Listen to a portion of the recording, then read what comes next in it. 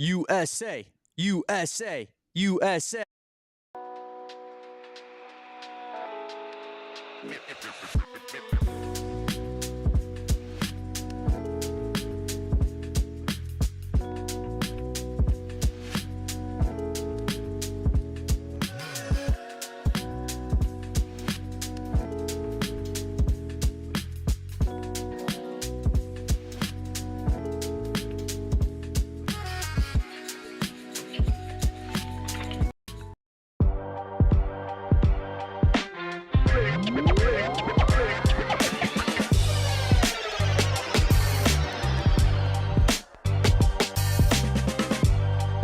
Welcome on in, guys, to the AZ Wildcats podcast. I am your host, Damon Farrell, and I am with my guy, the de facto fill-in host, it feels like, since Kevin Thomas has been taking so many vacations recently. My guy, Saul Bookman, here, from his home, from his beautiful home studio. And we are here live from downtown Phoenix at PHNX HQ2. Saul, how are we living on a Tuesday, my guy? We are living painful.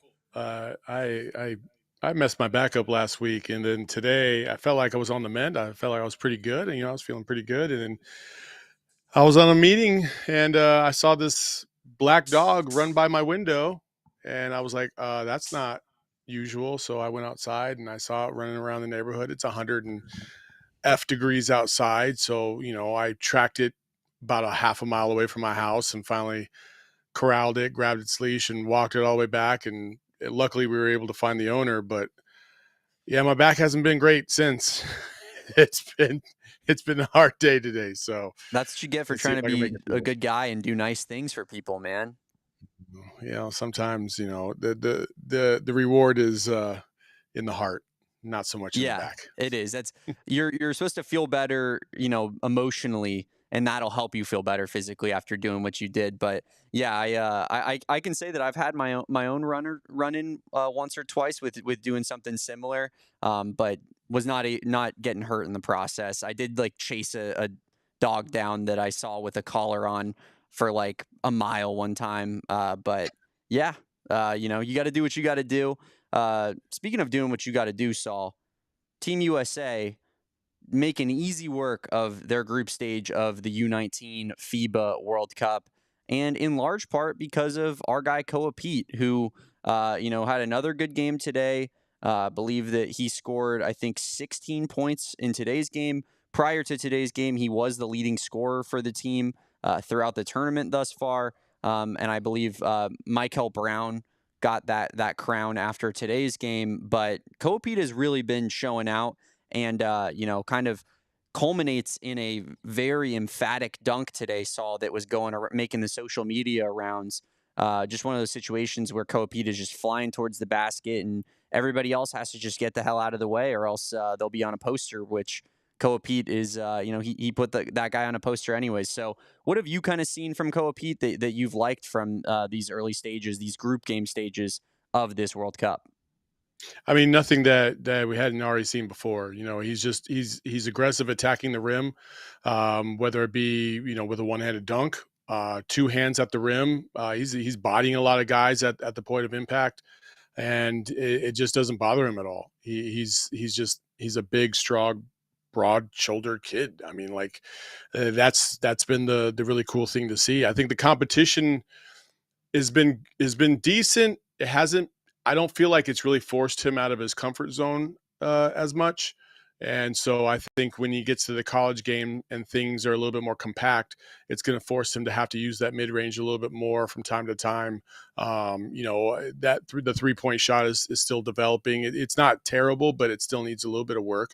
So I'd like to see a little bit more of that, but he hasn't had to do it because he has tremendous players all the way around him with, you mentioned two of them in AJ Dybansta and obviously Mikel Brown. So I think he's been exactly who I thought he was, which is one of the best players on the court, the leader of the team, leads by example, great teammate, and USA is off to a 3-0 start, and they'll look to try and put this thing away next week. Yeah. I mean, it's we kind of gave it the moniker of the group of death beforehand, the group that America was in, which is with Australia and France, but those games weren't particularly close either. I mean, America, I keep saying Arizona. The United States, gets a 15-point margin of victory against Australia in the first game. Then they beat France by 31, which is a pretty impressive outing. And then, culminates today in a 59-point win against Cameroon, which figured to be the easiest game of the group. But again, like you said, it's maybe not the greatest of competition, especially when you factor in that maybe a lot of these youth teams in other countries in particular, like if you're good enough to be on, in the NBA or be an NBA prospect, you're probably good enough to be on the, say, Serbian national team at 19 years old. Whereas the United States has a much bigger pool of prospects where, like the 19-year-olds are in no way, shape, or form going to be competing with the NBA in their prime players right now. So, yeah, I mean, it might be a little bit of skewed in that regard from a talent perspective, but you like to just see Koa Peat be one of the leaders of this team, I think, because it just shows you how high his ceiling is as a prospect and what Arizona fans can expect from him next year. Because the fact that it's AJ Dybansta, him and Mikel Brown Jr. that are getting the only three players getting 20-plus minutes per game right now, and definitely the three leading scorers, the three most efficient players on the floor, like, it seems like that he is really carving out star role status for himself. Yeah, 1,000,000%.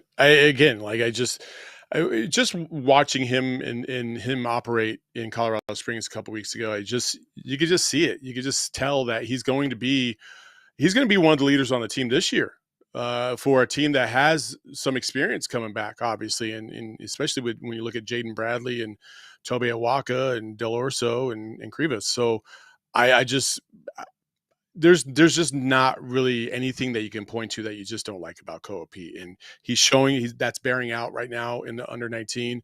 And I think as they continue to go into this tournament, there'll be some more high pressure situations. Those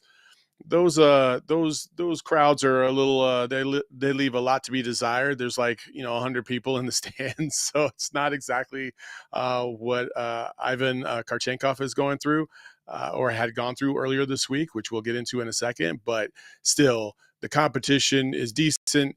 It's a different look against players around the world and potentially players that you'll end up playing down the road should you try to make an Olympic team at some point, which I think is in the cards for Koa Peat and AJ Dybansta and probably Mikel Brown.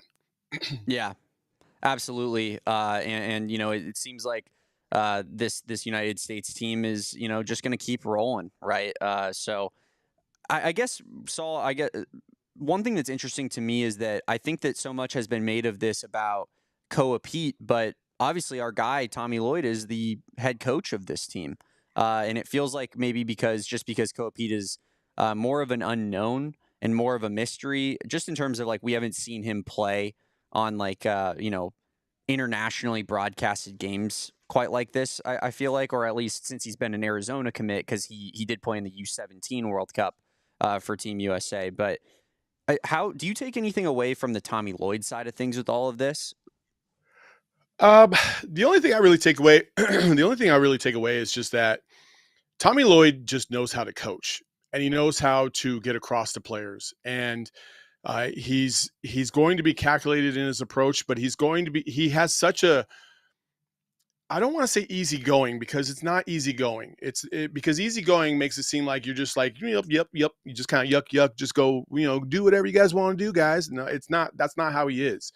There's a method to his madness, but he understands the flexibility you need to have as a coach in order to get the best out of players and give them the freedom to do what they want to do. Coach O, you would hear, you'll hear players say, like, Coach O would get on players for not shooting a wide open shot, because he'd straight up just be like, well, if you're not going to shoot it, then what's the point of you being out here? You're wide open. You should shoot the ball. Corey would tell me that.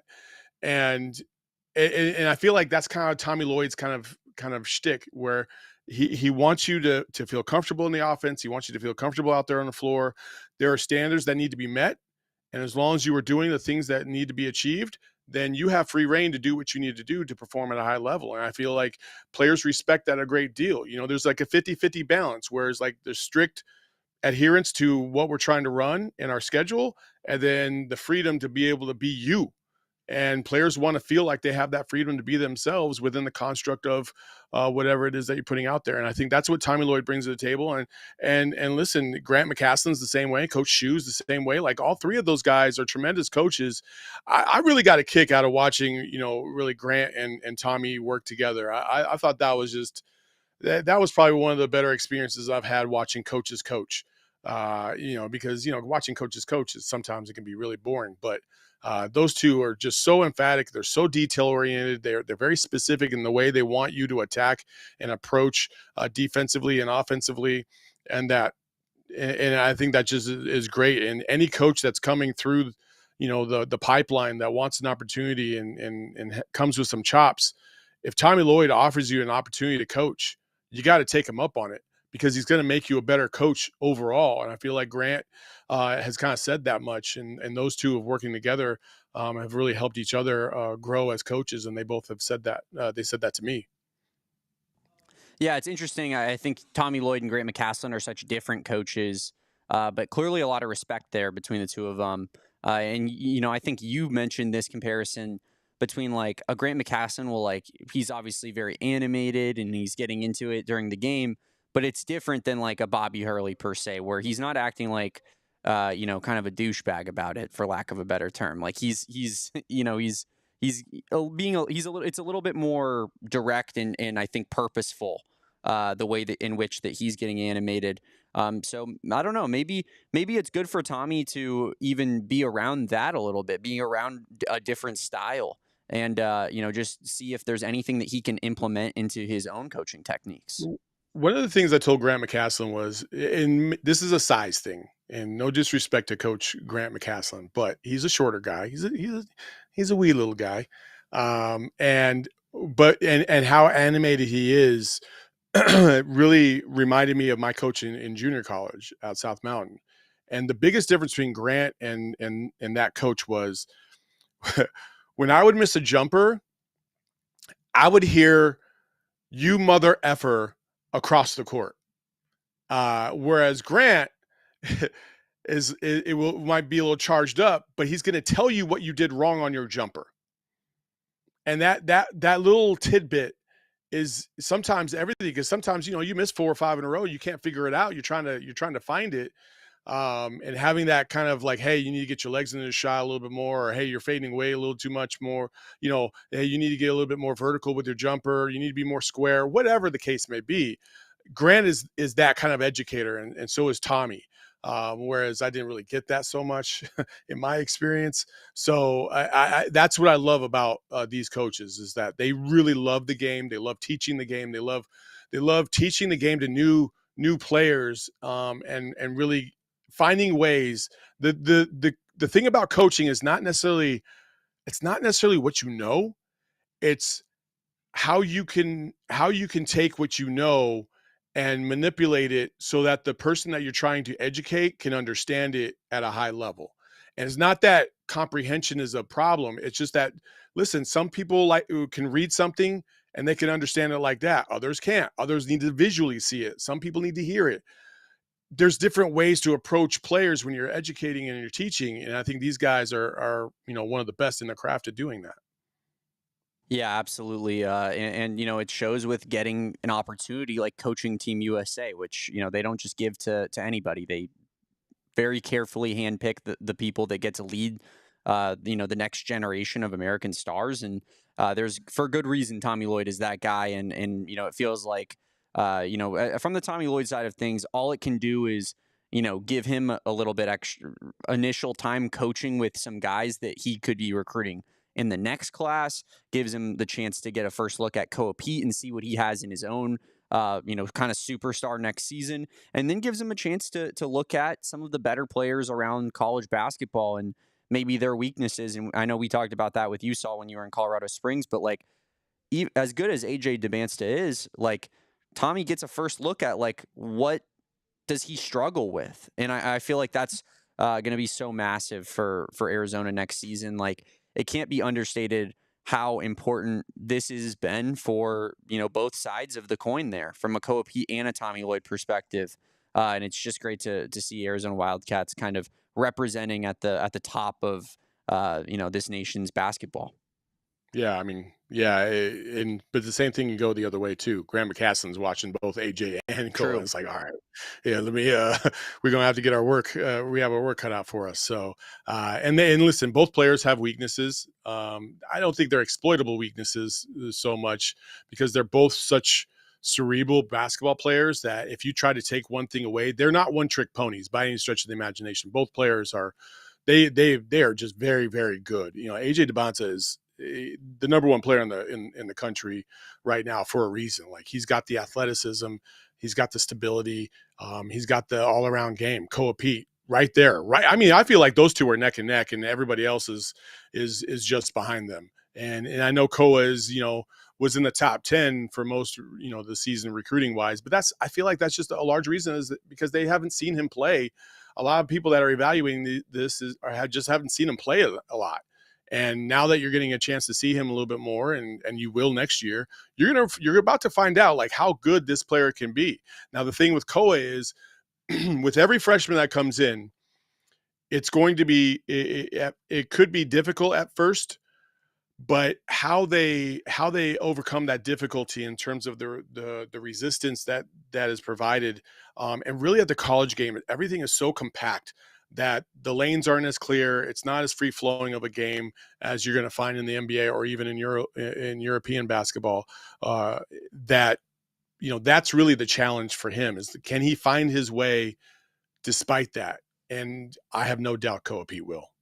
Yeah, absolutely. I asked this question of Justin Spears yesterday, Saul, when we had him on.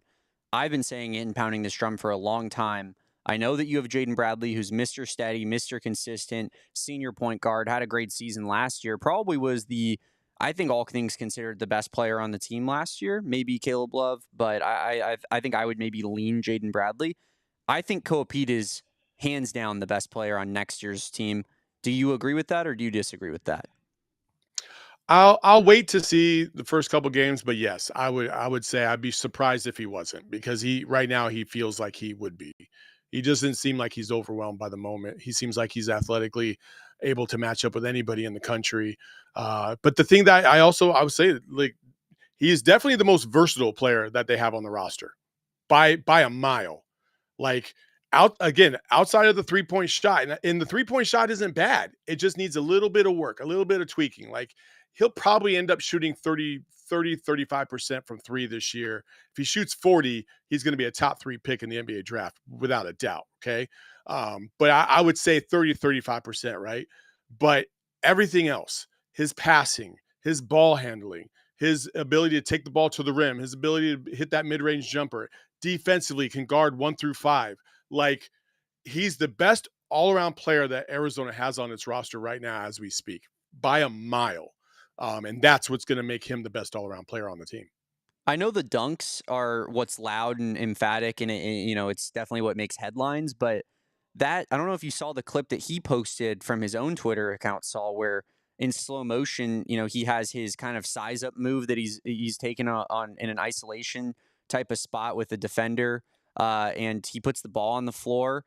Really, really nice dribble move. Step back mid range jumper, cashes it. Like, that's the kind of bucket that if Koa Peat can consistently score in college next year, man, does that open up a lot for Arizona's offense in general. When we talked to Tobe Awaka last week, he told us that spacing is going to be important for this team in general, but for him particularly because Koa and Mo Krivas like to operate in the paint. His words. So I think, Koa being able to expand out a little bit and giving you a little bit more of that mid-range, hitting a wide open 3-pointer, man, that could just be special for this offense and really just open up his game. And I think sky's the limit as a prospect if he can consistently hit a 3-point shot next season.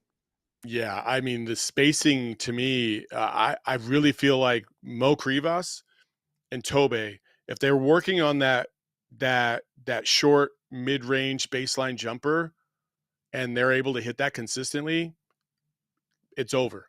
It's absolutely over, because you will have no defense that will be able to prepare you for a 7-footer that's hitting, the little midi off the baseline, or Koa Peat posting up at the free throw line, throwing it over the top to Mo Krivas, or Tobe, just getting his way down low on the block while maybe Koa cuts to the basket. You know what I mean? Like, just that little two-man game, that like a twin tower scenario, if you will, is just going to be fun to watch. Really, really fun to watch.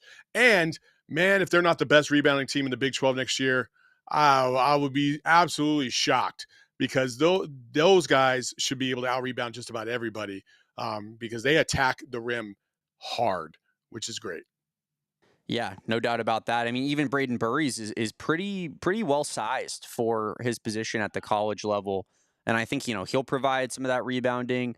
You look at Ivan Kharchenkov, who we'll talk about next segment. Like, that's a 6'7" guy, and then the guy who no one seemingly talks about, and that's Dwayne Aristode, who I know you're extremely high on, Saul, but I think that's for me. And Spears brought up yesterday that he thinks Krivas is the X factor for this team, and I actually agree with him. I completely agree. I think that that's my X factor player if I had to point to one. But I do think that Dwayne Aristode is that other guy, because if he truly comes out and shows like, hey man, I the reason that I slipped a little bit, similar to Koa Peat in a way, was because of an injury, and you guys just haven't seen me play basketball in a while, but I am on that level of these blue chip elite prospects. Like, that could be insane for Arizona's lineup, their versatility, their depth. Like, if he is truly a first round pick type of player from year one, I mean, and we'll see, that's a lot of expectations to put on the kid, but I just think that could be insane for this Arizona team. I'm excited to see what Dwayne Aristode's going to bring to the table. I have high hopes. I kind of feel like he's definitely been under the radar for sure. He's got tremendous length. He's got athletic ability. I'm very interested to see what that's going to look like, and I'm very interested to talk to some people down in Tucson and just see what they've seen and what they're hearing about this guy, because I think with Kharchenkov coming in, he's going to have his work cut out for him if he wants to try and start this season for sure. Yeah, we're going to talk more about Ivan Kharchenkov and just kind of what he will do for this Arizona team. What will his role be in the 2025-2026 season? We'll do that right after the break here on the AZ Wildcats podcast. But first, guys, let's talk about Pure Edibles. Pure Edibles is an Arizona company that has been founded upon trying to make your high the best possible high that you can get. Pure Edibles, they have their kicks, which look like Starburst. Let me tell you guys, they are absolutely the best flavor that you will find when it comes to taking THC gummies out there in any region of the United States, but definitely in the great state of Arizona, where we have more and more cannabis products popping up by the day. But this is going to be the tip top, guys. They're created in Flagstaff, Arizona at the Noble Herb Dispensary, and is now made in Phoenix, Arizona. They have unique cannabinoids such as CBN, CBG, CBD, and marijuana-derived THC gummies. They offer different gummies for different types of people. If you need sleep support, they have something for that. If you want to have more of an uplifting effect, they also have those as well. They got their caramel chews, their hard candies, like I said, their kicks that look like Starburst. You can see it on the screen there in the Starburst-like packaging. Go find yourself some Pure Edibles products from one of the over 130 dispensaries across Arizona, including Phoenix, Tucson, Flagstaff, all of the above. Check it out, Pure Edibles. Another sponsor of ours that you hear us talk about all the time is our friends at Circle K.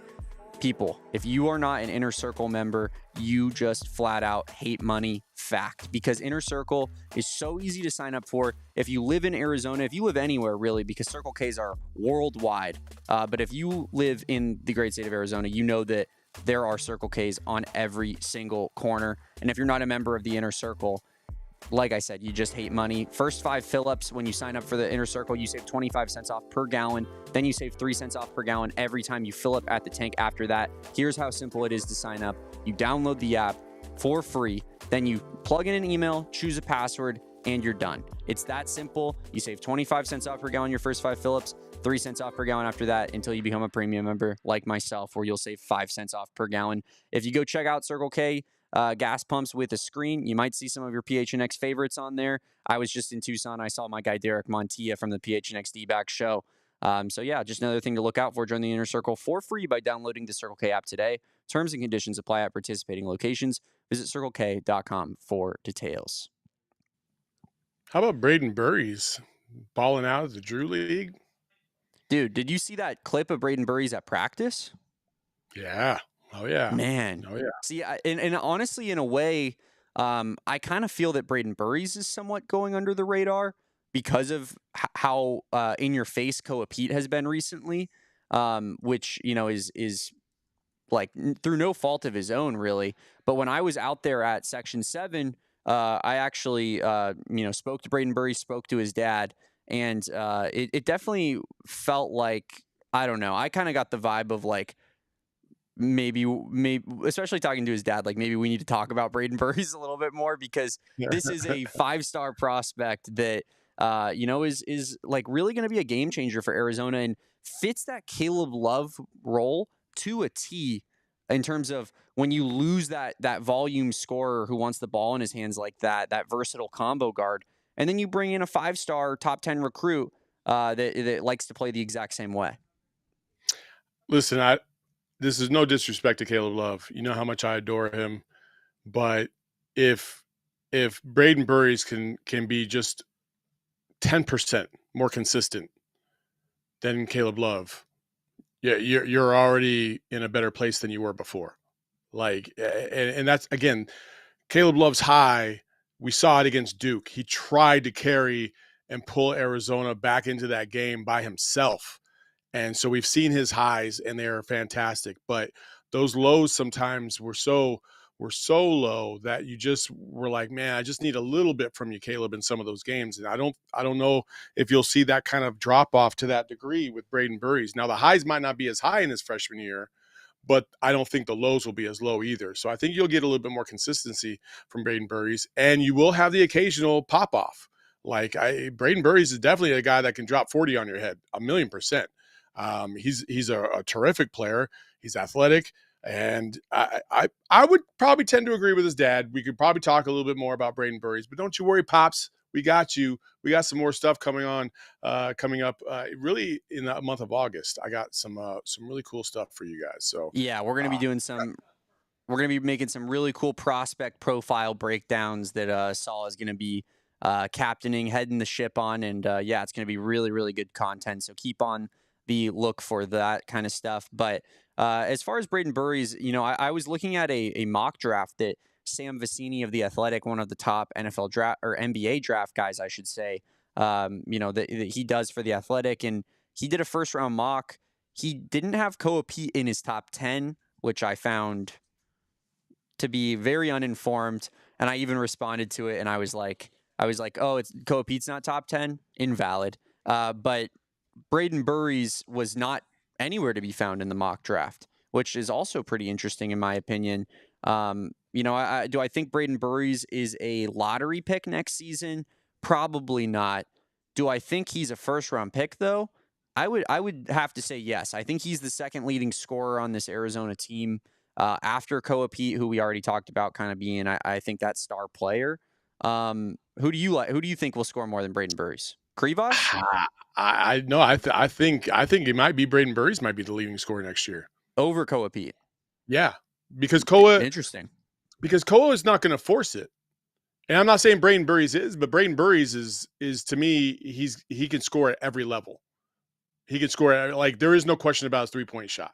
There's no question about his mid range. There's no question about whether he can get to the hoop. Like he's that dude.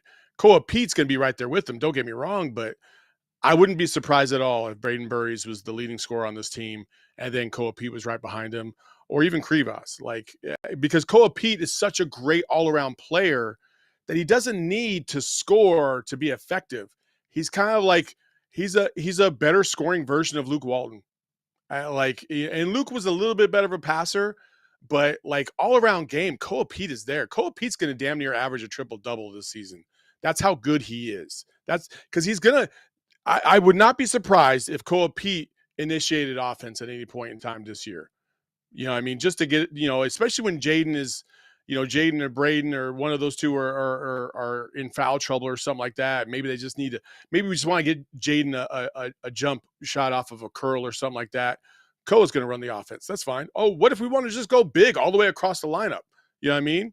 Like, okay, Koa's going to initiate the offense. Burries is going to come off of screens. Krivas is down low. Maybe you have Toby. Maybe you have a 3 big lineup and Koa's playing the small forward position. Let's go. Dude, that's what's so great about this versatility that has come about all of a sudden is like you have a big that can handle the ball. He's got tremendous versatility. You have 2 other wing players in Aristode and Kharchenkov who are they're unknowns to the fan base, but their skill sets tell you that they should be able to be high-level producers in a variety of different ways for Tommy Lloyd. And they're so long and athletic that, you could play them in any position, 2, 3, 4. So, like, you can go big, you can go small. You literally have the best lineup versatility, I think, in the Tommy Lloyd era right now as we speak. Yeah, I mean, I'm looking forward to seeing some Koa Peat pick and roll ball handler action personally. Like I think he has the handle and passing chops for that. And how do you stop, if Krivas can actually figure it out next year, Saul, and this is why I think he's the X factor. Like if he can stop missing those bunnies and be the prospect that he was considered to be when he came to Arizona, because he was considered to be a big time NBA draft prospect when he first committed. Like if he can take advantage of that big 7-1-7-2 frame, and set some hard picks, get in actions with Koa Peat handling the ball. Like, how do you stop that? Because if you're switching off of Koa Peat onto Mo Krivas, you're probably working at a height disadvantage. If you're bigger and you were guarding Krivas and now you're switching on to Koa Peat, you're definitely working at a speed disadvantage. So, I mean, that just feels like kind of a recipe for an elite offense, in my opinion. And I'm very, very looking forward to the pick and roll sets with Koa Peat handling the rock. When Arizona played Houston, the one thing that stood out was you didn't really have, like, when Caleb wasn't on, you didn't have anybody that was a reliable scorer enough, right? Listen, Houston's an elite defense. They play the best team defense in the country, right? Well, okay, now you throw a situation where you have Koa Peat pick and roll with Krivas. Okay, mouse in the house. Somebody's getting done in. Like you can't just and then if you want to try and send a double, okay, well now Brayden Burries is just sitting there on the perimeter. Maybe Jaden Bradley's waiting to slash to the bucket. Like there's just a lot of versatility for this Arizona lineup that I'm excited about. Yeah, so much versatility, and I think that now is the best time to start talking about the newest official Wildcat, who we already knew was going to be brought into the fold here. It's not exactly breaking news that Ivan Kharchenkov is going to Arizona, but he was made official today. It was first reported by I believe Jonathan Gavani of ESPN NBA Draft Net, and then since has been put out there by the actual basketball program itself. But Saul, I feel like that this is a guy that he looks so physically ready, and he has played extremely high level basketball to this point in his career. Just 5 days ago, he took home the BBL Championship, and yes, that is what it's called. It is the basketball Bundesliga in Germany is called the BBL Championship, and the Bayern Munich, his team, they won it all. I looked at the last game statistics. He wasn't really playing a whole lot in the elimination games because he's pretty much the youngest player on the team. But he did start though. He did play 5 minutes in the final game when they ended up winning the entire thing. So he was in the rotation at least. What can we expect from? He started, and he also got some minutes down the stretch in the last 5 minutes of the game. So. Nice. Yeah. What can we expect from Ivan Kharchenkov in year one at Arizona? Do you think that this is going to be a little bit more of an acclimation year? Or do you think that there's a world in which maybe he's the starting small forward next season? I mean, there's definitely a world where he could be. He just got done playing against, listen, these are grown dudes that he's playing against. He has Shabazz Napier, former UConn Husky, former Miami Heat guard playing on his team and is one of the star players on that team. And so he's playing against pros. He's playing against guys that are physically more mature than him. and he's still able to find his way in a variety of games this year. I think he had a 22-point game, a 17-point game throughout the season. Athletically, doesn't feel like he's overmatched. He has some things that he's going to have to clean up, but I think in the early going, the exhibition season, those exhibition games, you're going to see like Kharchenkov belongs, at this level for sure. He's a good player, good all around player. Can defend at a high level. Can guard guards, point guards, shooting guards, small forwards. And so the one knock on him was really like his jumper was kind of erratic. Not the prettiest of shots, but not terribly ugly. Kind of like Koa Peat, where you could see the mechanics are getting better and they're there. Koa Peat's kind of suffers from like a slower release, whereas Kharchenkov is more of a flatter release. When he shoots the ball, his arm tends to come forward really flat as opposed to a high and up, right? And that's the thing that they always tell you: the flatter the ball, the less opportunity you have, because the circumference of the rim is a little bit more narrow, right? The higher the ball, you have more room to play with. And so that's something that he'll develop. But again, that's where I trust Tommy. If I trust Tommy in any area, it's to develop their offensive skill sets at a high level. So by the time we see Kharchenkov in an Arizona uniform, he might be a completely different shooter by that point. And same thing with Koa Peat. So I like what I see from Kharchenkov. I think he and Aristotle are definitely going to start. One of those two is going to start. I don't think, I've seen projections where Del Oso was going to start. I'm like, there's no way. That's not happening this year, because Carter Bryant was the only option you had off the bench outside of KJ Lewis, and KJ Lewis, that was kind of hit or miss because he was struggling for a little bit and he went to the bench. And this year, no, that's not happening. One of those two guys is gonna get the start. The other one's coming off the bench. Del Orso will probably play more of the two. If anything, he won't be a three this year. I just don't see that, because size-wise, you don't need him to be the three. I mean, I certainly hope you're correct. I could see a world where Tommy does his funk stuff, where he decides to give the guy with a little bit more experience that starting nod, and just I feel like he's stuck to his he likes his early rotations. But you're calling your shot now. It's going to be Aristotle or Kharchenkov. I think with last year, he wanted to see what he had in Del Orso as well. And Del Orso is much like where these guys are going to be this year, where he didn't really know too much about him. He wanted to see him get thrown into the fire. And I think, giving him the opportunity to start maybe was just a little bit more of an added touch to his confidence. But, at the end of the day, you got to produce. And while ADO is a fantastic spot up shooter, he struggled defensively very, very much so. And he found moments where he was, I wouldn't say unplayable, but it was hard to find spots for him to get in there.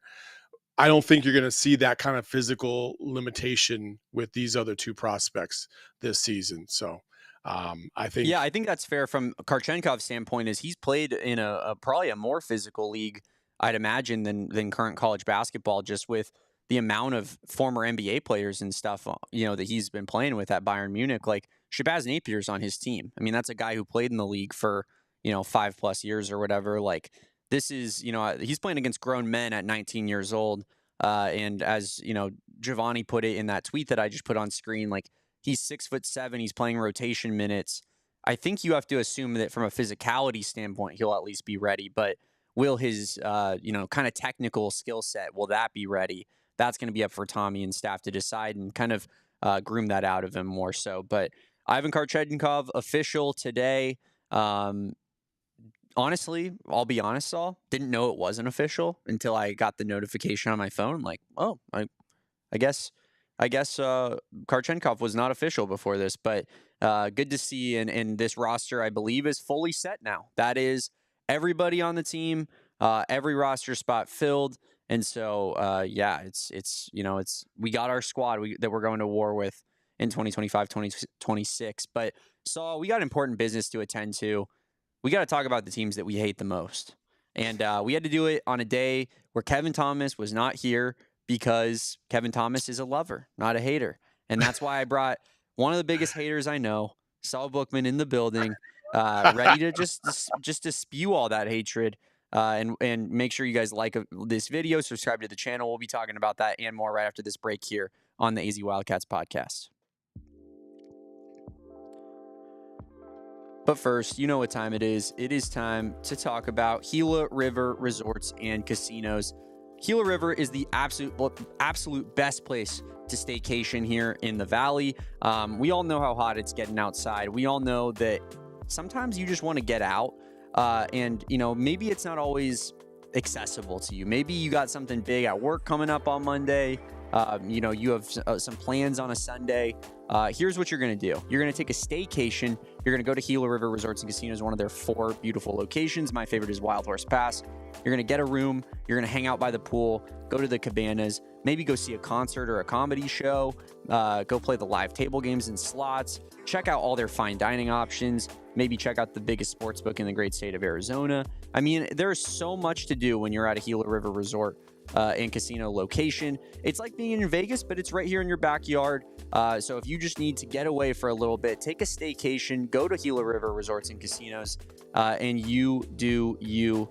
It is so much fun, guys. Derek Montier, who I already mentioned on this show, a lot of free promo for PHNX D-backs. He was just at Gila River on a comp stay, and he had an unbelievable time out there. So you do you at Gila River Resorts and Casinos.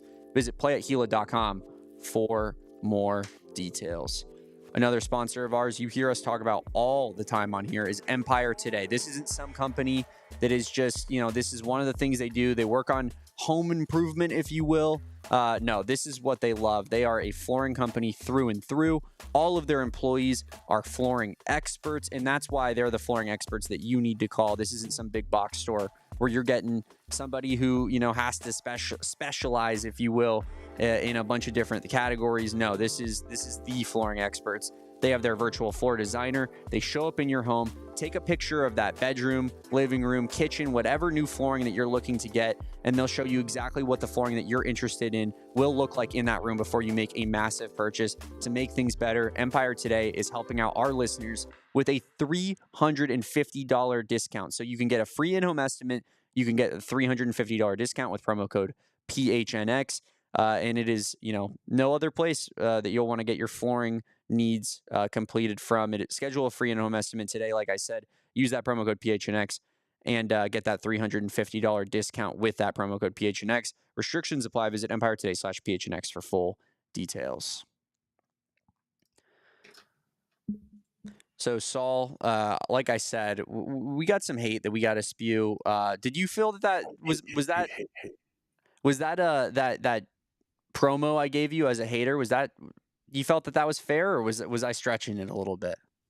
I feel like I've changed a lot in my ways. So I don't know if I hate. I don't think I hate as much as I once did. I don't have that kind of, listen, I think I've worked on myself over the course of the last couple of years, and I've learned a lot. And one of the things that I preach a lot more nowadays than ever before is just like, listen, man, like, you hold on to anger too much and too long, it's going to get you. And so, I try to spread the love a little bit. But today we're going to take about 15 minutes out of that timeline to. It definitely, I think it serves you to, have designated periods to hate. That's probably a healthy way of going about it, because then you can live the rest of your life being like, all right, we got that behind me. I got that out of my system. That's it. Yeah, I will say that I definitely agree with you. I think that you have turned a bit of a page here, Saul, when it comes to being a hater. And I think that maybe that page turned during the last Arizona basketball season when, you'd come on our postgame show and you'd start being like, telling us all these like very like emotional and like very worthwhile messages. And we were like, whoa, Saul's getting deep on us right now. I mean, hey, listen, man. Listen, there's just a lot of awfulness going on in this world today, and there's a lot of awfulness on Twitter, and there's, everybody's trying to tear each other down, and it's just like, I'm just not going to be about that life. You know what I mean? So if I can share some positivity, even in a loss, I think that's okay. And if you don't like it, that's fine. Like, you don't have to. I'm not sitting here. I'm not Bradley Beal laughing in the face of Steph Curry when Steph Curry hits a 3 in his face, right? Like, I'm not doing that. But I will sit here and say, hey, listen, it's not the end of the world if your team loses. It's going to be all right. We got another year of basketball coming up, more things to look forward to, more great athletes to come in and root for and get to know, and it's all love for the red and blue. So I'm always going to be on that page. Well, I think without further ado, let's get into our hate rankings here. Saul, drop a like on this video if you haven't done so already. But I compiled a list here. I got a lot of schools. Saul, I didn't grab, a couple of the schools that you told me off air, so I figured we could do a couple honorable mentions for those guys, the more Sure, Saul sure. Bookman takes, if you will. Whoa. But I do have a group of schools here. I grabbed Oh my goodness.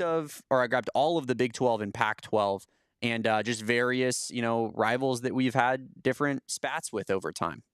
Okay. All So right. I guess, I figured we What are could, these tiers? What do the tiers say? yeah. So right now it's just S, A, B, C, and D. I see that you can't see that on the screen really, but um, we do have let me see if I can fix that. It does we will be able to change the tiers hopefully throughout the time process. So I was thinking, for example, like maybe we just make the top tier like the scum tier and we just put ASU in it alone by themselves. Like no one else I think belongs there's in I think there. there's I think there's two. I think there's two that go in UCLA? that scum team. No, Duke, Ooh. Duke, Duke, Duke, Duke, Duke, Duke, Duke, Duke. For us, Duke. It has to be Duke. You're going Like Duke over UCLA. I am. I hate Duke. Duke is like, oh man, first of all, Duke literally cost us a national championship. True. Okay. Like, and Duke literally got their ass handed to them in Tucson, and then Coach K ran home and cried to daddy and didn't want to come and play us anymore. So, yeah, to me, and Duke was also like, so GQ ranked the top 25, and for lack of a better word, douchiest programs of all time. And Duke was number 2 all time. Yeah. Like, I mean, that yeah, plays. yeah. I mean, I just and listen, ASU was on that list too at 14, and so I think ASU. I mean, maybe all three. How about all three? UCLA, Duke, and ASU. I think unless you just, I mean, ASU is in a category of its own, so I can see why you would say that. So yeah, I guess ASU at the top. Okay. Sounds good. And we want the chat to get involved here. If you're in the chat, please sound off with where your opinions are. Kobe already saying he thinks UCLA is his most hated team, which is interesting here. So yeah, I mean, it's certainly everybody has different opinions on this, but we're going to try to get together a full and comprehensive list here that has the maybe the most overall that we can consensus agree upon. I think we do go with that. I think we go ASU at the top, and we leave that as its own category, and then the next ranking under will be kind of the rivals that I would say that it's not even geographical. It's mostly based off of things that have happened in the past, Yeah, right? So you said Duke. I'm fine with putting Duke in that category for sure. I mean, they beat us in a national championship. No one will forget how that national championship went down and how kind of just disgusting that game was in general. And then obviously you lose to them last year. Like you never really are over that. And then I think UCLA, the traditional rivals of basketball, and they those guys, they talk a lot, man, for not having won a national championship since before we did. yeah, yeah. But they have been to a couple Final Fours. I mean, three since we have. So Yeah, I I will give mean them that. the Ben Howland ones for sure. Those were really good teams. But the Final Four team that lost to the Jalen Suggs Gonzaga shot, that was an 11 seed. People forget that was a play-in team that They still kind of went got on a there though, miracle guy. run to get there. They still got. I would take a miracle run right now. I don't care. I just want to get I'm to the with Final you. Four. All I'm saying is that we have been much more successful despite their 3 Final Fours in that time period. Overall, yes, Yeah. but they have had their peaks have been higher. Okay. That's fair. Unfortunately, That's fair.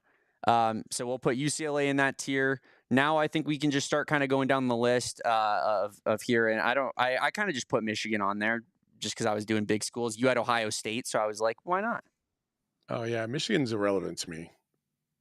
So I think Michigan's at the very bottom. Like they're not really. They're not really relevant to Arizona in any way.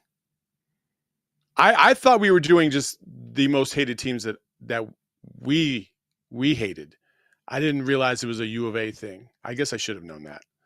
I mean, So we can that's kind why of. I put Ohio State in there. I think that that is, they somewhat go hand in hand, right? So it doesn't have to be exactly your influence in your life and how you feel about the situation, I guess. Okay. Yeah. So I hate Ohio State with a passion. I don't really have any feelings about Michigan, but Ohio State to me is like awful, awful, awful, awful, awful. Everything about them is terrible. I don't like their colors. I don't like anything about their fan base because they're so extra. The Ohio State University, get the heck out of here. And also, like, they're just I mean, you just know that they've been paying players since before ASU was, and ASU's been paying players for quite a while. Just so if you didn't know, ASU was so good at paying players that they had to stop because they got caught. They stopped for about 20 years, and then they started all over again in the 80s, which is crazy to me. So, like, yeah, Ohio State definitely is in that like second tier of just gross, and Michigan is at the bottom. I don't really care about Michigan Okay. for Well, me. I do have both of those schools on here for us. I think in the sake of Arizona, we could put Michigan here at the bottom. Maybe we even just don't even have them on the list at all. Yeah. And then as far as Ohio State goes, I feel that they did beat us in that tournament. Like I know. that does when you said Ohio State, that's where my mind went to because obviously you can see on here I have a lot of schools that Arizona has some, tournament games against. I have Buffalo right here, Princeton right there. That Ohio State game was painful. Aaron 2013. Kraft, op Yep. for life. Grant Jarrett. Grant Jarrett's last game as an Arizona Wildcat. Yeah, for some reason he decided to pick up and leave town after that one. Still, That was a tough one to take. I think we go Ohio State in the C category because of that okay. game. I'm down with that. I'm down with that. All Buffalo right, to now me, Buffalo is a conundrum because other than okay, hear me out. Buffalo is in the very bottom tier, and this is why. Yes, they upset us in the first. They upset us in the first round.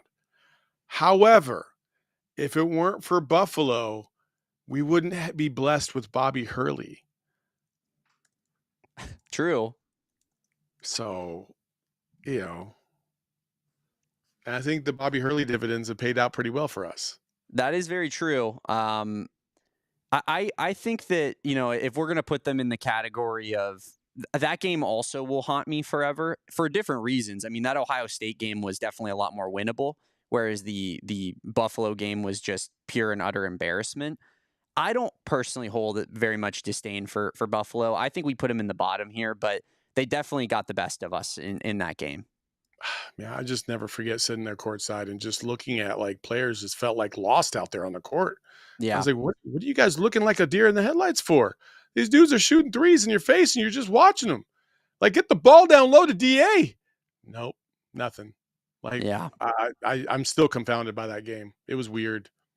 It was one of the worst games I've ever had the displeasure of watching. At Let's least you didn't start. have to go to Boise to watch it, No, like me. no, thank God. I was sitting in my dorm at Manzanita Mojave on Park and Speedway in Tucson. But let's just keep it in the spirit of the teams that beat us. Princeton, I similarly, I assume. Yeah. No, really hatred. Just they beat us and they got the better of us. Makes sense. Mhm. Let's start going down some of these schools I have here in the front here. What about Texas Tech? Ooh, man, I I think don't really, good budding rivalry, right? Like yeah, there's going to be something there in the future. Do we hate them right now? I don't think No. so. No, I think Kobe might hate him Yeah, because Kobe has some beef with Texas Tech people, and they have. for sure. I think Kobe hates them. I love watching him going back and forth with Texas Tech Oh people. yeah, It it's makes great. me laugh every time. Absolutely great stuff. I think what do you think about this category right here with Ohio State? I would put them there. Yeah, Okay. just because I know it's a budding rivalry for sure. Oklahoma State, irrelevant. Yeah, irrelevant. Unless you want to talk Baylor, about football. Baylor, irrelevant. BYU. I kind of want to put Yes. them here. Yes, 1,000,000%, yes. I Yeah. hate everything about the Utah schools. Yeah. Every single thing. I kind of hate and love. I have a love-hate relationship with how passionate their fan bases are. Like, Yes. I respect how passionate their fan bases are, but it also just like they constantly are always talking about everything that's going on, and they have an opinion on every school, and they disrespect every school, it feels like, and you're just like, oh my God, keep Arizona's name out your mouth.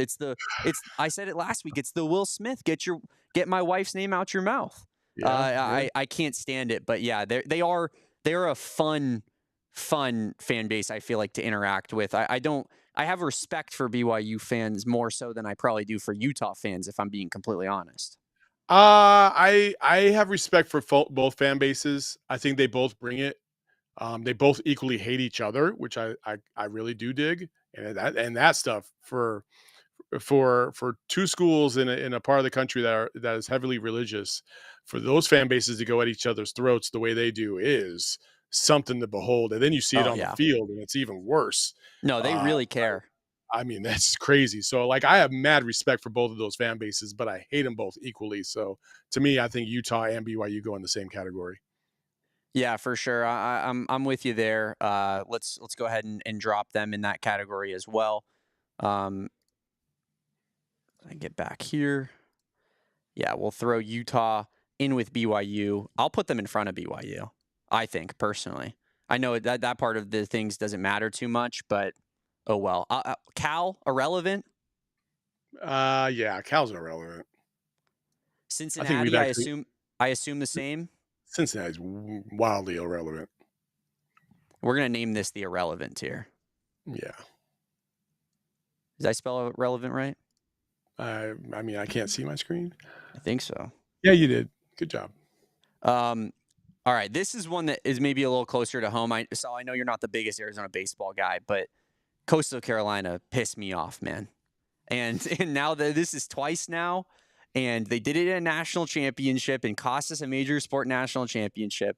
And now they kind of get to claim that they own us. And not Yeah. only that, then they lose to Jay Johnson, so he Yeah. gets the monkey off his back Yeah. of losing to South Carolina in a natty, but we Yep. get to keep it forever. Yep. That almost even enrages me further. Yep. I want to put Coastal Carolina in the budding rivalry category here. I think they're above that. Really? I think they're right there. I think they're on that Okay. that Utah BYU clip for sure. Let's do I mean, it. listen, they literally have done the worst things to us in baseball playoff history. Yeah. Yeah. They've won 3 out of their last 4 against us, won a national championship over us, and they handed a national title to the team that lost to them in the national championship. So true. What else could they have done right in their eyes? You know what I mean? Like, yeah, they're definitely the villain. Yeah, I think that piece about Jay Johnson, so true. Like, you know, I feel like that alone makes it where it's like, yeah, you're right. You know, they're giving Jay Johnson natties. Colorado, Saul. This one's interesting because my hatred level for Colorado, and I know that you probably disagree with this, but you know, much like everybody, like the second Deion Sanders walks out the door, I pretty much got nothing in my heart for Colorado. But with him there, okay, so this is where this is where your youth and your inexperience come into play here, Damon. Okay, have you ever been to Boulder? I've been to Denver and driven through Boulder. I've never stopped. Have you been to Boulder for a basketball game or a football game? Mainly a basketball game. I'm here to tell you, before Deion even got to CU, they were neck and neck with ASU fans in terms of the most awful fan base in the country.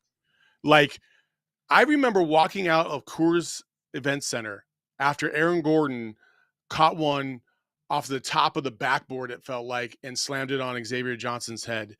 And we were all feeling pretty good.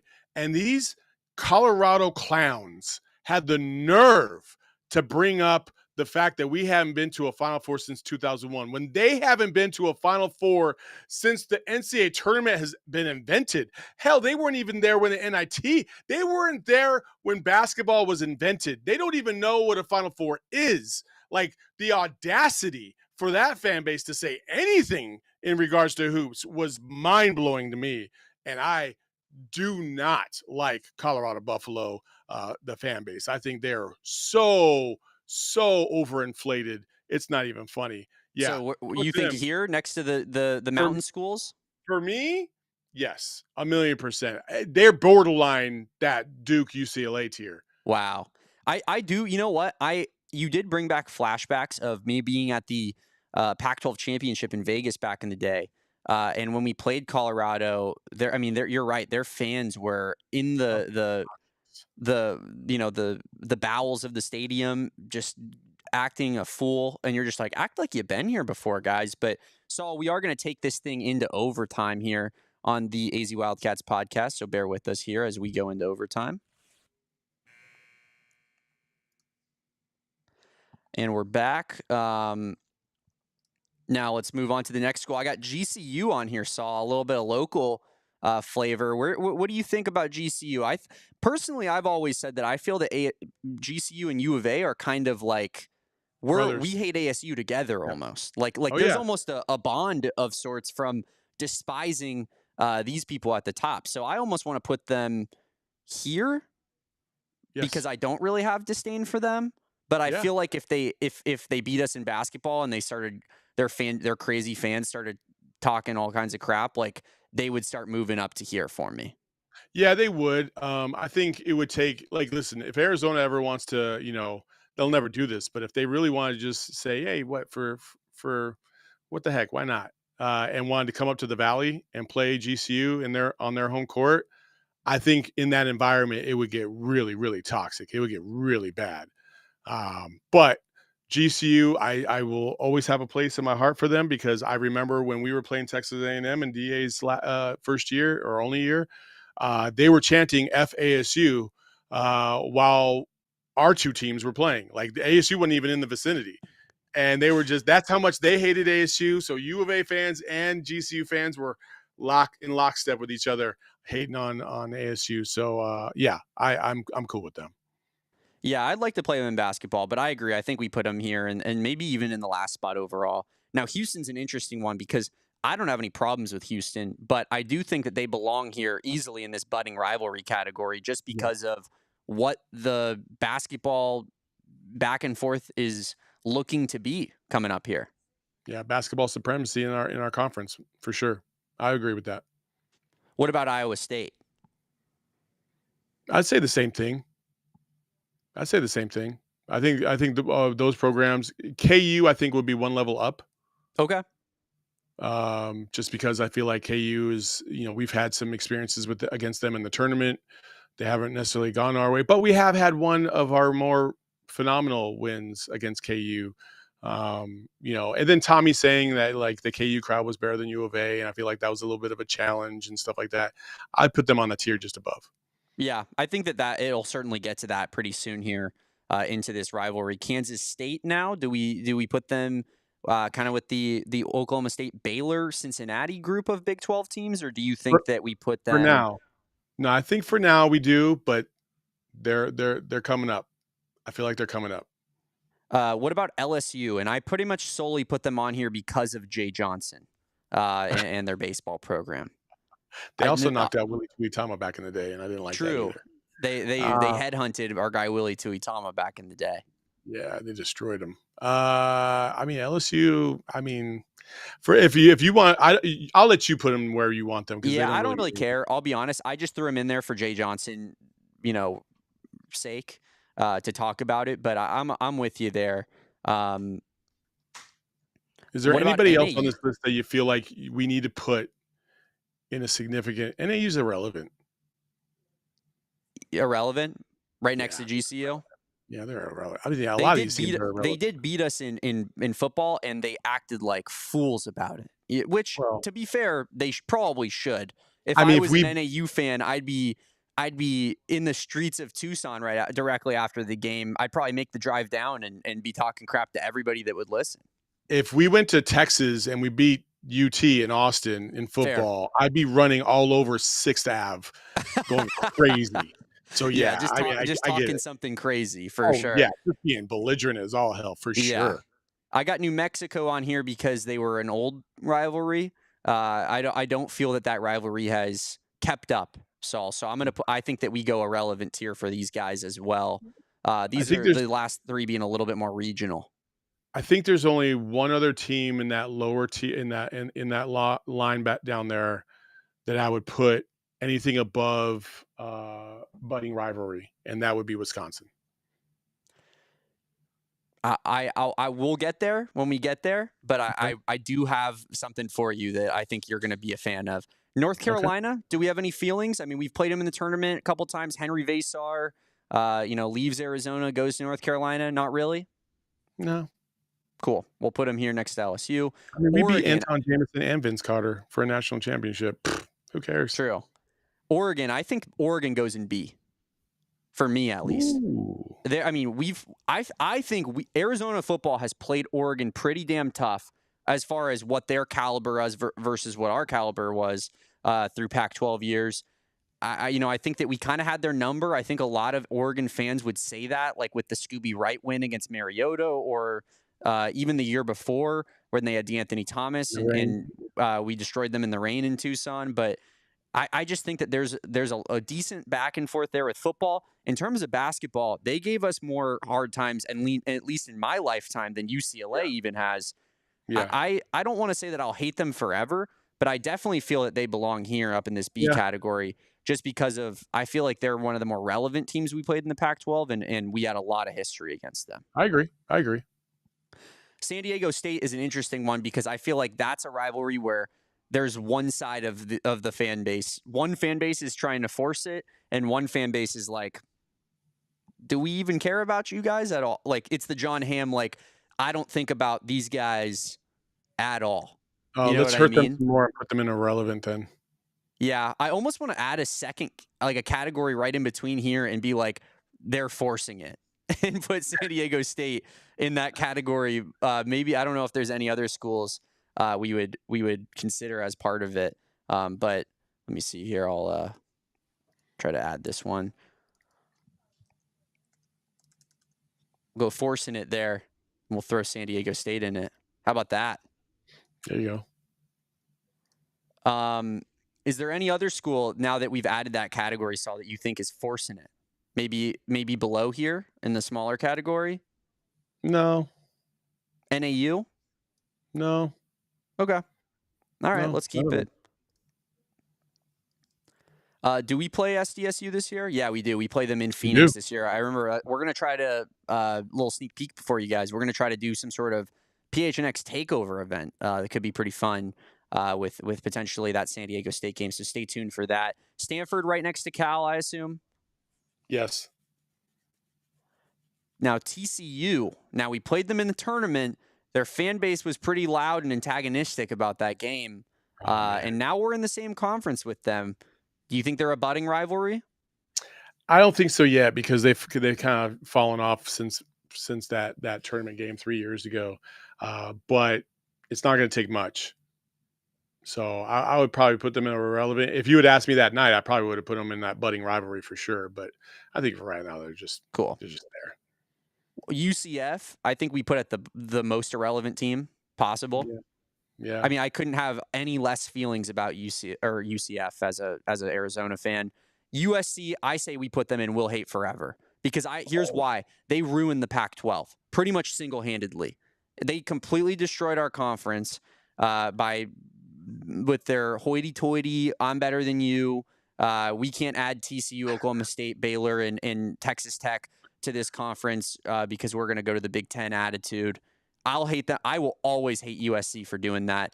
Plus, they kind of own us in football. So, yeah, but we owe them in basketball. We do. I can't stand them, man. I don't have the same feelings about USC that you do. I think you and I are kind of opposite on UCLA and USC. Okay. But I see what your reasoning is there. Yeah, they just don't really. I don't really have any feelings about them. I did have feelings about Elijah Stewart. But those demons were exercised when Raleigh Alkins took his soul at the rim, so I was okay after that. Very true. And here's Saul. This is the one that I was waiting on. Washington. I think, and disagree with me if you must, but I'm prepared to make an extra row and put Washington in their own special Jedd Fisch tier. Because as long as Jedd Fisch is Washington's coach, I will be preying on their downfall actively on a daily basis. I will make it my life's mission. I despise this man. I think Arizona fans agree with me. I think the reason I want to put them above is because it supersedes the hatred I have for these three teams, I think, but it will go away the second Jedd Fisch leaves Washington.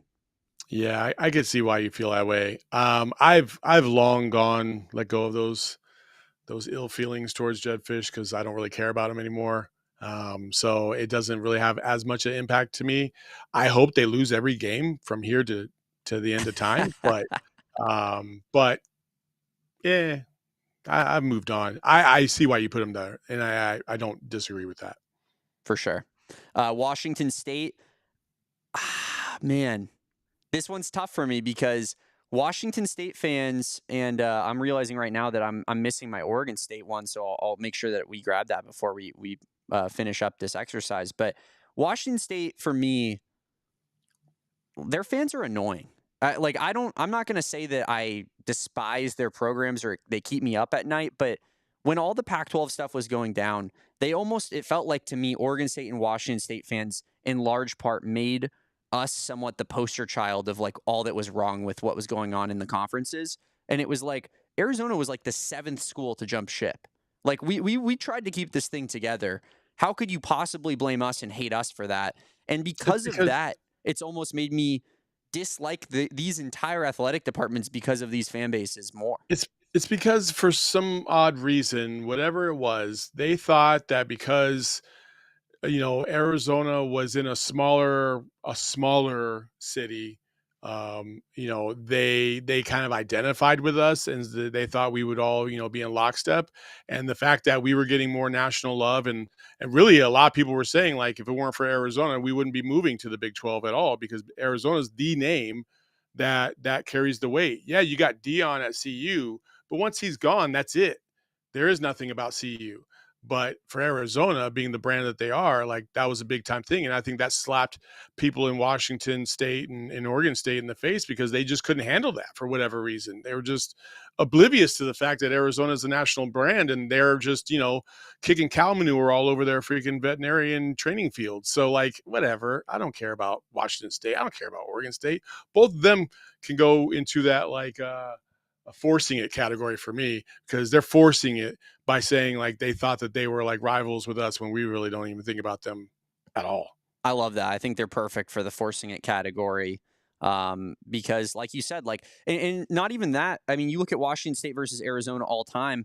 We have the all-time, similar to our friends up north, we have the all-time record in basically every sport that matters. And it's like, cool. You guys, want to trash us for our football program. We're better than you at football when we play you guys. We dominate you in basketball. And the thing that Washington State fans, I saw Kobe arguing with a Washington State fan the other day, actually, which is funny enough. He's here in the chat because, he said Wazoo fans told me the other day all 8 new Pac teams would whoop us. Like, they constantly are forcing it, man. And they always bring up the last 2 basketball games as if like that's the only thing that matters because they won both by 3 points in our final Pac-12 season. And it's like, cool for you guys, man, but we have about 100 more wins in our all-time record over you guys. Like, if we're talking, if your whole program's at the end of the day, the thing you're putting your hat on is Washington State is, regular season basketball. Like, we're going to celebrate this till the end of time. Like, that shows me alone how much you guys are forcing it. I think they're perfect for that category. West Virginia, I think we put them in irrelevant next to these teams. Yeah. Agreed? Yep, agreed. And then I took Michigan and Ohio State off of it, honestly, just because I was just like, we barely play those guys. Yeah. For the sake of the final graphic. And then I think Wisconsin we put in will hate forever. Yes. Because they destroyed our mental headspaces as Arizona fans for a good two of our best teams of program history in back-to-back years. They took our joy. Yeah. Well, Or Saul, before we finish this out, we do have one category to name here. What do you think would be the most apt name for this Oregon, Utah, BYU, Colorado, Coastal, Kansas category? The annoying fans tier? Yeah. Unsettling fan bases.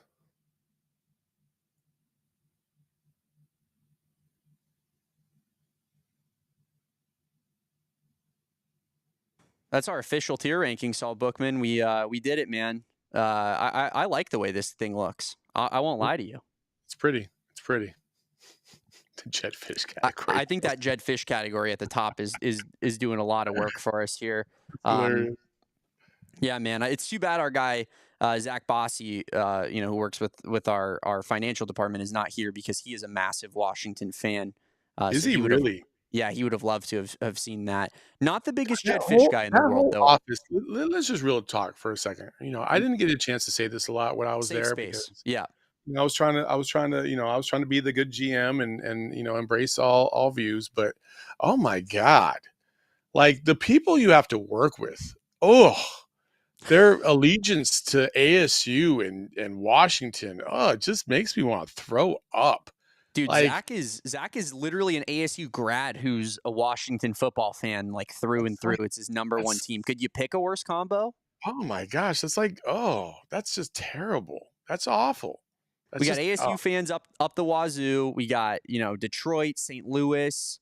It's despicable over here, and Saul. And here, meanwhile, that's here I am holding it down. I got my D-backs hat on. Ready for the Cardinals season next year. Like, that's the thing that kills me too, is just like this hype train. Like I'm just gonna say it. It ain't gonna be the same this year for ASU. It ain't. And the fact that they're all feeling like it's gonna be like, oh yeah, we're gonna be a top 25 team or top 20 or top 15 team. Like we should be in the top 10. Like, all right, man, okay. I have a feeling Sam Levitt's about to come back to earth. Like Saul, they have Sam Levitt was named a preseason All-American today. And here's the where I'm Kool-Aid has never been drunk harder before. I'm not In fully with you. I'm not going to go as far as you just went, but I will say that I think that they are being overrated. I think we're looking at a situation where they won every one-score game they played in last year until they got to Texas in the Peach Bowl, and that should not have been a one-score game. That should have been a blowout. And they clawed their way back, obviously. But Which to be fair, they should have props to won them. that game. They should have. I mean, come on, 4th and 18, and they give up a touchdown to send it to Yeah, I another mean, overtime. Like that was an all-time choke job. at that point. But what I will say is that Texas misses 2 field goals to even get it to that point. There's a lot went down for ASU to even be in that position. But once it got there, absolutely they should have won and taken advantage of that. You lose your best player who might be the best player in program history, to be honest with you. You won 8 one-score games last year. There's absolutely a world where this is a 7-8 win football team rather than a 10-11 win football team. Every single person up here in the Valley who's an ASU fan seems to think, apparently. Well, we'll see. We'll see. I mean, the bandwagon has never been lighter and heavier all at the same time with that program. So I'm interested to see how it plays out this year. What even is this comment? I don't even know what this comment is from Shane. Do we not talk about the landscape of the Big 12 on the AZ Wildcats podcast? I mean, it doesn't really matter. He's watching the program. That's all that matters, right? We got the yeah, view. I'm That's just all that saying, matters. ASU Bye, show yesterday Shane. was on Jake Retzlaff in that situation. Why are you talking about another team? I thought that we only talk about your team. I thought it was just news. I thought we were talking about everybody. I mean, yeah. So I think that there's definitely a little bit. I agree with you. A little bit more of a comeback down to earth type of season in the works here, but I do think that ASU will be very good. I just don't think that they're going to win the conference good, because I think the Big 12 there's so much parity in this conference that you see it last year with them being picked last and winning it. I just feel like that there's going to be teams that come out of nowhere. Kansas State is probably going to be a little bit better. Do you think we're going to be better? Better, yes, because I think our offense will be watchable. But I don't know if how much better the record ends up looking at the end of the day.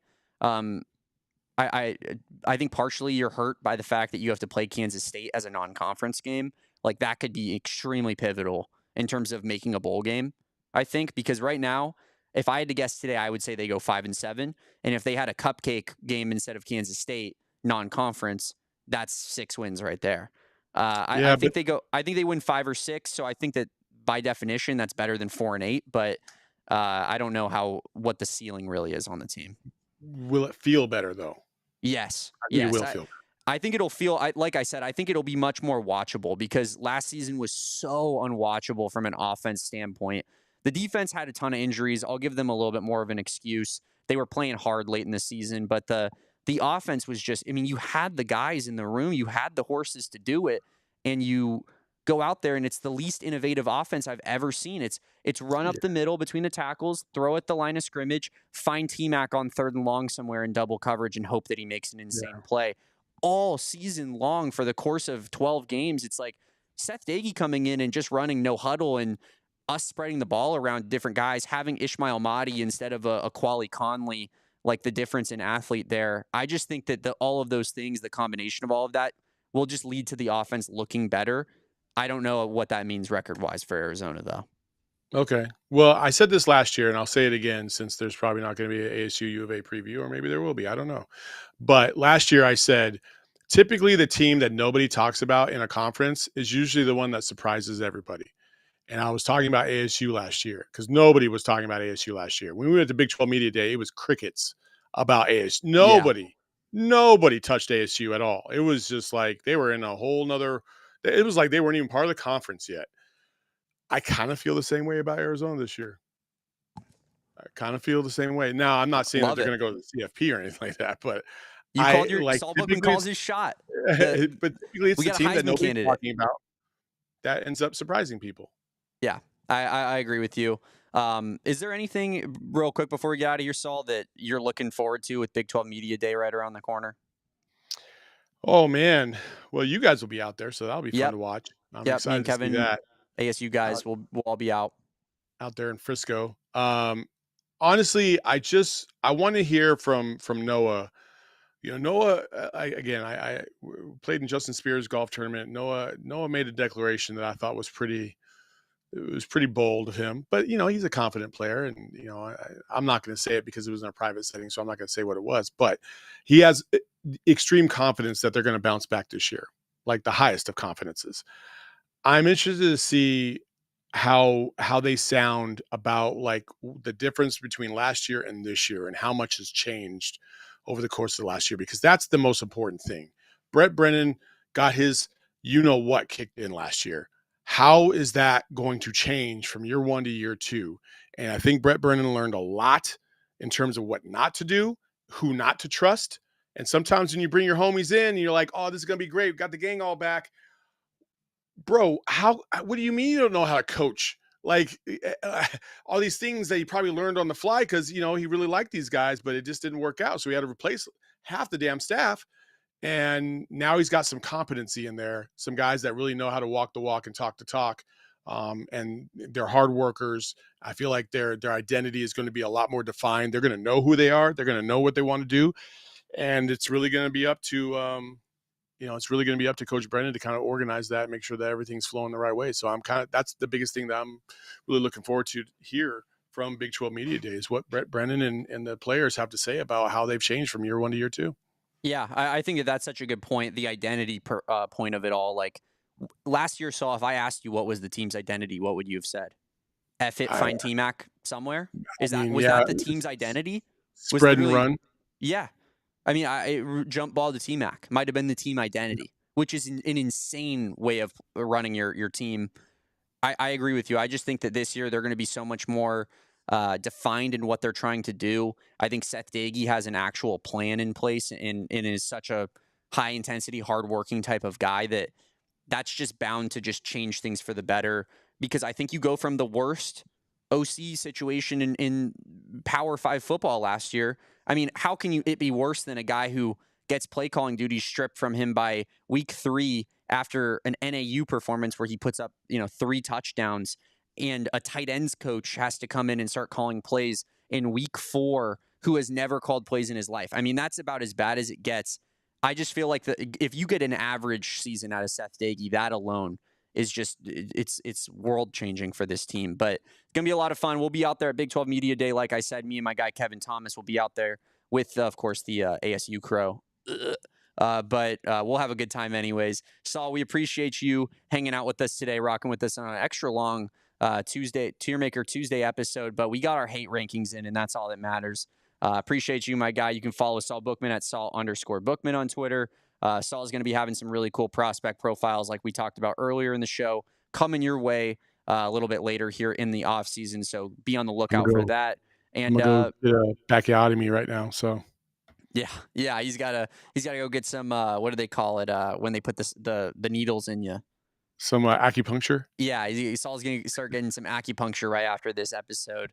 But appreciate you, Saul. Appreciate you sitting in that chair for an hour and 20 minutes. I mean, feels like that was a physical, accomplishment in and of itself. But we'll see you soon here, I'm sure, on the AZ Wildcats podcast. I grinded it out for the team, man. I got you. Absolutely. Follow Saul at Saul_Bookman. Follow me at Damon Dog. It's DAWG. Follow our show at PHNX_Wildcats. Appreciate everybody for rocking with us on a Tuesday. Kevin Thomas back tomorrow on a Wednesday at 2 p.m. Be there, be square, but we appreciate you. In the meantime, peace out, bear down, and go Cats. We all silly like the mayor.